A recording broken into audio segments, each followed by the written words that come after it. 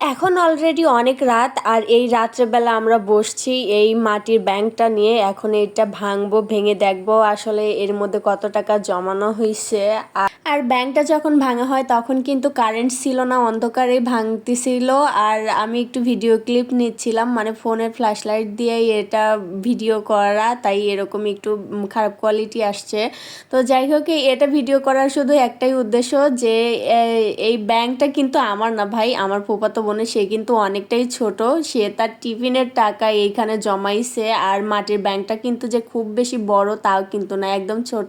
তো যদিও পরিপূর্ণ হয় নাই, মানে ভরাট হয় নাই একদম, তারপরে ও ভাঙতেছিল। আর আমারও ইচ্ছা করতেছিল যে ও ভাঙুক আর আমি ভিডিওটা করব, সেই কারণে আর কি ওকেও আমি বলতেছিলাম আচ্ছা ঠিক আছে ভাঙো, আর আমি ভিডিও ক্লিপ নিচ্ছিলাম আর কি। আর দেখো সবগুলো কিন্তু 20 টাকা 10 টাকার নোট, মানে ওরে প্রতিদিন যে 20 টাকা করে টিফিনের টাকা দেয়, ও মাঝে মধ্যে খায় আর মাঝে মধ্যে এইগুলা জমায়। মানে ছোট মানুষ তারপরেও দেখো টাকা জমায়, এটা এটা কিন্তু একটা ভালো গুণ বলো। মাটির ব্যাংকে টাকা জমানো একটা নেশার মতো হয়ে যায়, হাতে টাকা আসলে মনে হয় যে না থাক, খরচ না করে ব্যাংকের মধ্যে রেখে দিই, এরকমটা অনুভব হয়, আমি সেটা বুঝি।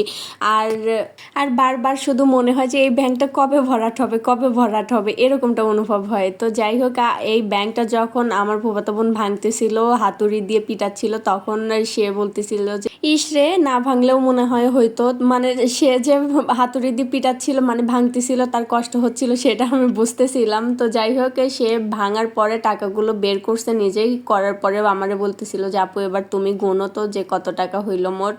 তো আমি টাকাগুলো ভাজারায় জমাচ্ছিলাম, মানে গোছাচ্ছিলাম আর কি, তার মাঝখান দিয়ে যে টুকুস টুকুস করে আমার মেয়েটা আবার টাকাগুলো নিয়ে নিচ্ছিল।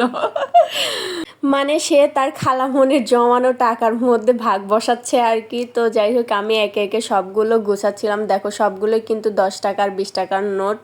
আর শেষে গিয়ে মনে হয় যে দুইটা 200 টাকার নোট আর 100 টাকার নোট ছিল, বাদ বাকি সব খুচরা টাকাই ছিল।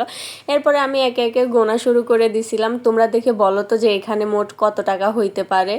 তো যাই হোক, এখানে যত টাকা ছিল, তো সেই টাকা দেখে আমার ছোট ফুপু আবার বলতেছিল যে আচ্ছা ঠিক আছে, তোমাকে আমি আরেকটা ব্যাংক কিনে দেবো, সেখানে জমায়ও আর এই টাকাগুলো দাও, আর সাথে আমি আর কিছু টাকা লাগাই দিয়ে এক জোড়া তোমাকে রূপার নুপুর বানাই দিই। তো এটাই হলো তার লাভ আর কি, টাকা জমানোর।